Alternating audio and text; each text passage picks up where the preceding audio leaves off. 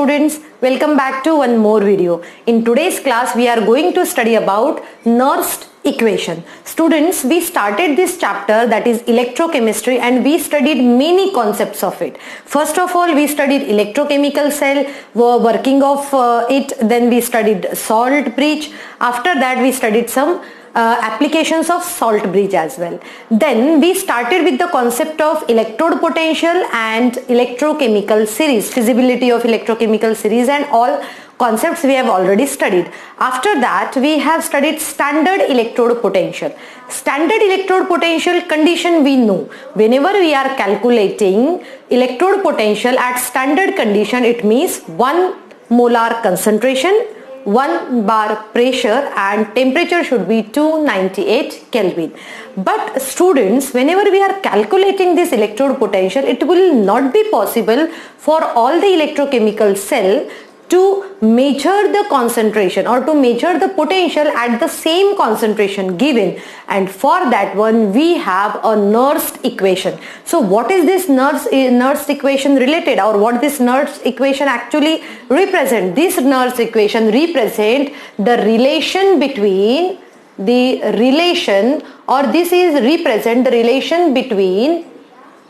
electrode potential at standard condition. So we will say that it is a relation between electrode potential at standard condition and electrode potential at any concentration, right? Or electrode potential, or we will say that EMF at any concentration, that we are going to study in Nernst equation. So I hope you are very clear with the concept that what we are going to study today. So Nernst equation is actually for the relation between electrode potential at any temperature and electrode potential at standard condition. Okay, so let's start with today's class, and the concept is Nernst equation. Now consider a general equation, that is Mn positive plus n number of electron, it will convert it into Ms. So अब जो हम Nernst equation start करने वाले हैं, इस equation में हम क्या कहेंगे? देखो, हमने एक सिंपल सा एक रिडक्शन पोटेंशियल का इक्वेशन ले लिया, that is Mn positive plus n, हमने उसने नंबर ऑफ इलेक्ट्रॉन्स गेन कर ली, ये रिएक्शन हो गए. अब देखो हम नर्स्ट इक्वेशन किस तरीके से लिख सकते हैं, इसके लिए specially Nernst equation can be written as,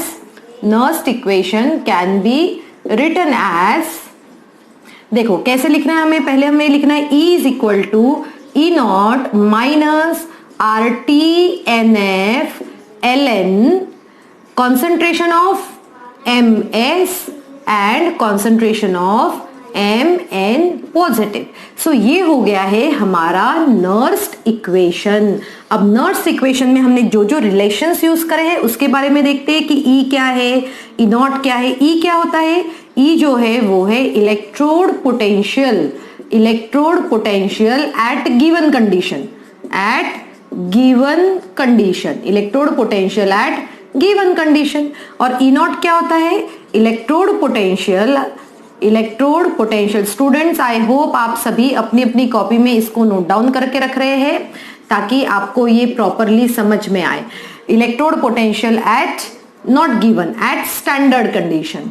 standard और स्टैंडर्ड कंडीशन हमें पता है कि स्टैंडर्ड कंडीशन क्या होती है. अब हम आते हैं आर की तरफ. आर क्या है? आर जो है वो है gas constant, universal gas constant, जिसकी वैल्यू होती है 8.314 जूल के इनवर्स मोल इनवर्स. ओके, फिर आता है हमारा टी. टी मीन्स होता है टेम्परेचर, जिसकी वैल्यू कितनी होती है? 298 केल्विन. फिर हम आते हैं एफ. एफ मीन्स क्या होता है? फराडे जो लॉ जो है हम इसी चैप्टर में स्टडी करने वाले हैं, जिसका वैल्यू होता है 96500 कूलम्स. ओके, एंड एन जो है, एन यहाँ पर यही रिप्रेजेंट करता है जो यहाँ पर दिया हुआ है. इट मीन्स कितने नंबर ऑफ इलेक्ट्रॉन्स उस रिडक्शन या फिर ऑक्सीडेशन प्रोसेस में इन्वॉल्व हुए हैं. ठीक है, तो ये वैल्यूज जब हम इस इक्वेशन में लिखेंगे तब देखते हैं कि हमारा क्या सिंप्लीफाइड वे में और क्या इक्वेशन बन सकता है. ओके, सो अभी देखो हम यहाँ पर लिख रहे हैं, हम ये सभी वैल्यूज इसमें पुट करेंगे, और जब ये सभी वैल्यूज इसमें डालने के बाद में इक्वेशन कैसे बनता है देखते हैं. E is equal to E naught minus RT upon NF ln concentration of Ms upon concentration of N positive. अब देखो स्टूडेंट, यहाँ पर एक और डाउट होता है कि MS क्या होता है। MS इट मीन्स क्या हुआ, वो इलेक्ट्रोड इन सॉलिड स्टेट। यहाँ पर क्या मैंने लिखा है Mn positive, it means concentration of electrode in aqueous. यहाँ पर हम एक्वस भी मेंशन कर सकते हैं। देखो अब ये ln है। अब ln x का तो हम सभी को पता है कि ln x जो रहता है तब हम इसको कैसे कहते हैं, 2.303 log to the base 10x। Similarly हम इसको भी ऐसे ही लिखेंगे कि कैसे हो जाएगा ये, E is equal to E0 minus RT/NF हम लॉग में कन्वर्ट कर रहे हैं, इसलिए 2.303 RT अपॉन NF। ln की जगह आ जाएगा log to the base 10, यहाँ पर concentration of MS upon concentration of Mn positive. ठीक है, अब चलो इसमें सभी वैल्यूज पुट करते हैं, तो E इज इक्वल टू क्या आ जाएगा, E0 माइनस 2.303, R की वैल्यू हमारे पास दी हुई है, उसके बाद में T की वैल्यू भी हम यहाँ पुट कर सकते हैं। N तो डिपेंड करेगा कि इक्वेशन कौन सा बन रहा है, और फिर हम F की वैल्यू भी यहाँ मेंशन कर लेते हैं, और यहाँ आ जाएगा लॉग कॉन्सेंट्रेशन। अब देखो यहाँ पर क्या है, ये MS मीन्स क्या कहा था हमने कहा था कि वो ऐसा इलेक्ट्रोड जो सॉलिड स्टेट में, और सॉलिड स्टेट की किसी भी चीज की हम कॉन्सेंट्रेशन हमेशा 1 लेते हैं, तो यहां पर सीधे सीधे आ जाएगा 1 upon concentration of Mn positive. चलो अब इन सबको जब आप कैलकुलेट करते हैं तो E is equal to E0 minus, अब जब आप इन सबको कैलकुलेट करते हैं तो ये आ जाता है 0.0591 upon N log 1 upon Mn positive, concentration of Mn positive जो इक्वेशन में दिया होगा। सो स्टूडेंट, ये हो गया है हमारा नर्स्ट इक्वेशन जो हम न्यूमेरिकल्स में यूज करेंगे। सो हमें न्यूमेरिकल्स में जो यूज करना है वो ये वाला फॉर्मूला है फॉर न्यूमेरिकल्स। सो ये हमारे लिए थोड़ा सा इजी हो जाएगा जब हम कैलकुलेट करेंगे किसी भी पर्टिकुलर इलेक्ट्रोड पोटेंशियल, और हम electrode potential eight given condition भी कैलकुलेट कर सकते। आई होप आप सभी को ये समझ में आ गया है, तो आप इसका स्क्रीनशॉट ले लीजिए और अपनी कॉपी में अच्छे से लिख लीजिए इसको, और फिर हम स्टार्ट करेंगे applications of Nernst equation. Okay, so let's start with the application of Nernst equation. जब आप नर्स्ट इक्वेशन के एप्लीकेशंस पढ़ते हो तो आज की इस क्लास में हमें टू एप्लीकेशन स्टडी करना है। तो फर्स्ट एप्लीकेशन जो है वो है calculation of EMF of a cell with the help of Nernst equation. हम किसी भी सेल का EMF कैसे कैलकुलेट कर सकते हैं वो भी नर्स्ट इक्वेशन के साथ में, वो आज हम स्टडी करेंगे। ओके, सो देखो, जैसे अगर मैं एक जनरल इलेक्ट्रोकेमिकल सेल यहाँ रिप्रेजेंट करती हूँ, जैसे Zn, ये जो इलेक्ट्रोकेमिकल सेल हम पहले भी स्टडी कर चुके हैं। आई होप आप सभी को पता है कि इस इलेक्ट्रोकेमिकल सेल को किस तरीके से रिप्रेजेंट किया जाता है। ओके, सो ये आ गया आपका electrochemical cell, representation of a electrochemical cell. So अभी मैं जो है इंडिविजुअल इलेक्ट्रोड पोटेंशियल के लिए नर्स्ट इक्वेशन लिखूंगी।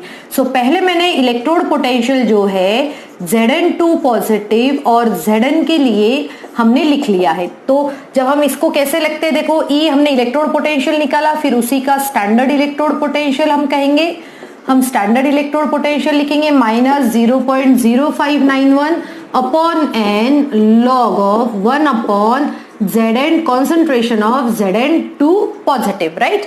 सो ये हो गया है हमारा इक्वेशन 1। अब सेकेंड इक्वेशन में देखो हम क्या कर रहे हैं, सेकेंड इक्वेशन में Cu2 पॉजिटिव अपॉन Cu के लिए हम इलेक्ट्रोड पोटेंशियल लिखेंगे। सो ये भी हो जाएगा E0 Cu2 positive upon Cu, ये एक रेडॉक्स कपल होता है, इस तरीके से हम लिखते हैं इसको, 0.0591 upon N log of 1 upon Cu2 positive. So ये हो गया है second. Okay student, so see that here हमने दो इक्वेशंस लिखे हैं। एक हमने लिखा है यहाँ पर, ये कौन सा होगा, ये हमने लिखा है एनोड के लिए, और ये जो है हमने लिखा है कैथोड के लिए। ठीक है, हमने दो इक्वेशंस लिख ले। अब हमें कैलकुलेट क्या करना है, हमें कैलकुलेट करना है ईएमएफ।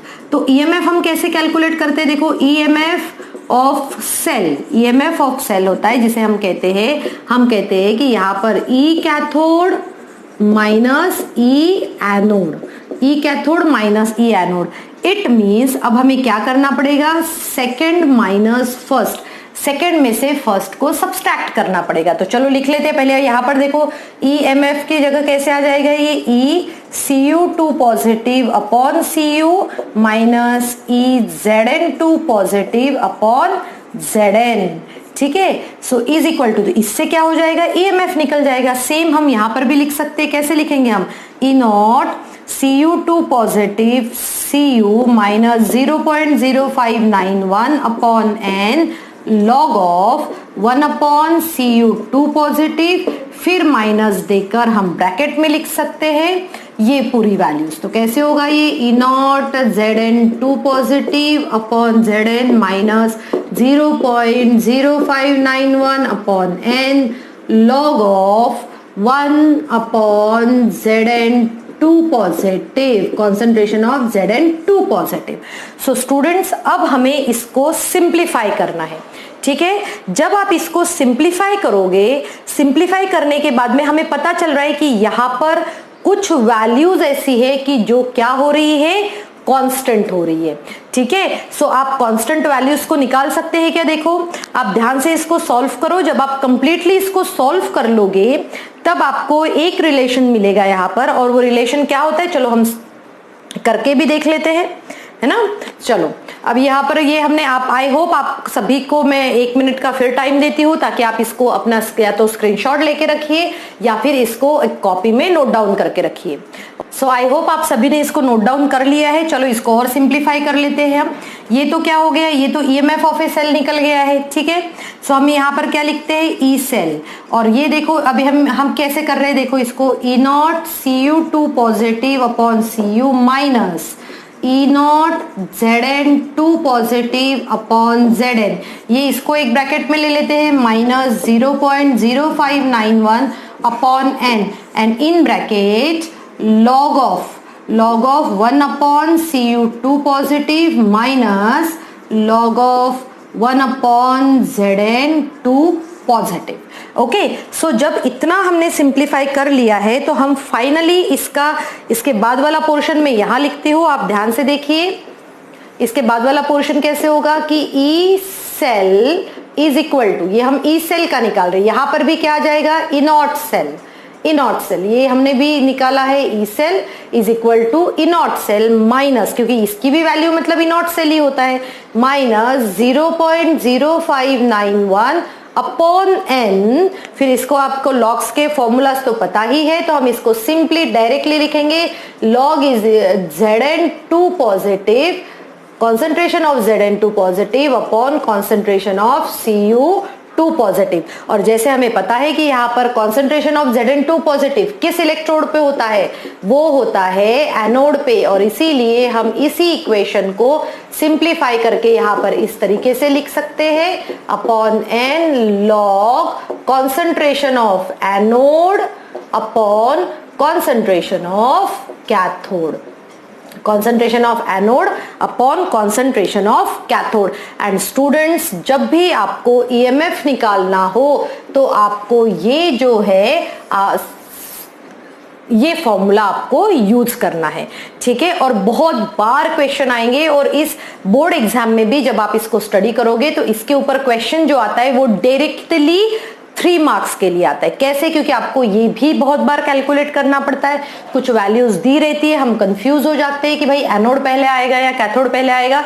तो ये जैसे ही आप ये डेरिवेशन, छोटा सा डेरिवेशन जब आप सॉल्व करोगे तब आपको पता चलेगा कि हाँ ये भी काफी इजी है और हम इस तरीके से इसको भी सॉल्व कर सकते हैं।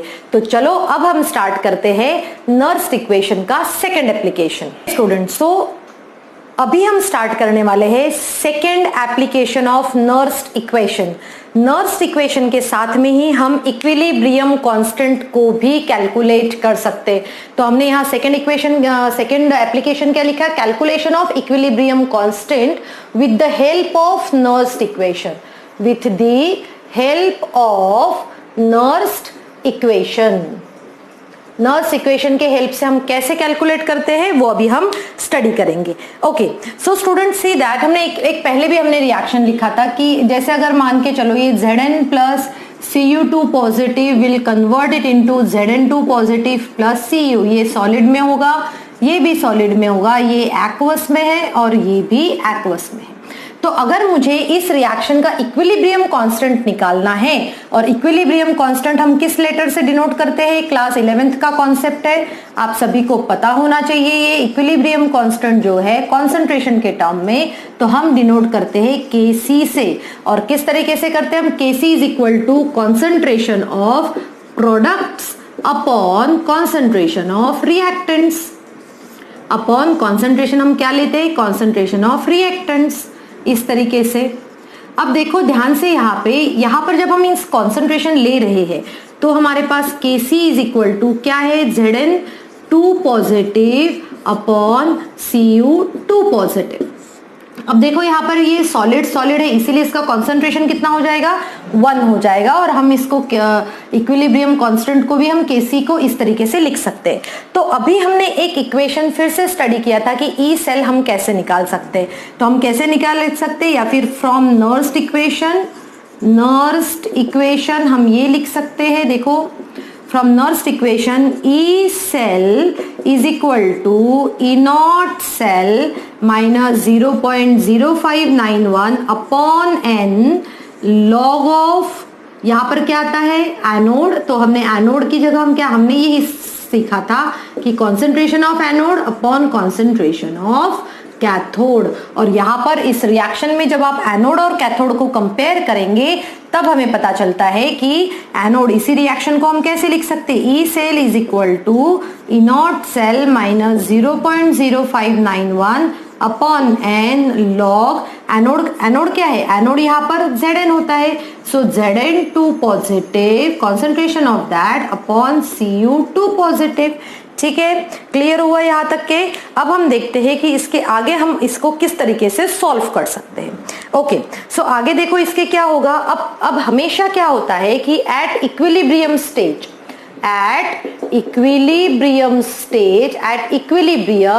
ई सेल जो है वो 0 रहता है।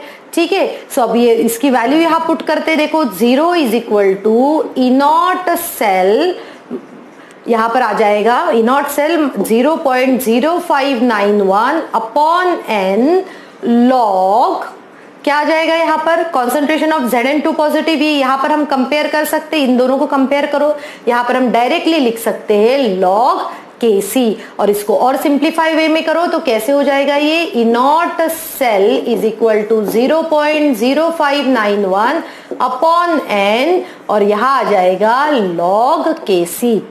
और इस तरीके से जो है हम लॉग ई नॉट सेल की भी वैल्यू निकाल सकते हैं। और अगर आपको लॉग Kc की वैल्यू निकालना हो, लॉग Kc, तो अब हमें लॉग Kc की हम वैल्यू कैसे निकालते हैं, N E not cell upon 0.0591। So इस तरीके से ये दोनों फॉर्मूला से हम क्या करते हैं, इन दोनों की वैल्यूज कैलकुलेट कर सकते हैं। और इसी तरीके से इक्विलिब्रियम कांस्टेंट जो है वो भी हम कैलकुलेट करेंगे on the basis of Nernst equation. And exam में students, as I said that, इसमें हमेशा क्या होता है, न्यूमेरिकल बेस्ड क्वेश्चन आता है। और न्यूमेरिकल बेस्ड जब क्वेश्चन आता है तो यही सभी फॉर्मूलाज को यूज करके आपको उनको सॉल्व करना है। सो आई होप आप सभी को आज का ये जो टॉपिक जो है वो अच्छे से समझ में आ गया होगा। और अगर आप चाहते हैं कि आपको न्यूमेरिकल्स की प्रैक्टिस चाहिए तो आप मुझे कमेंट सेक्शन में लिखिए, मैं नेक्स्ट वीडियो जो है वो न्यूमेरिकल बेस्ड ही बनाऊंगी। So thank you students and have a good day ahead.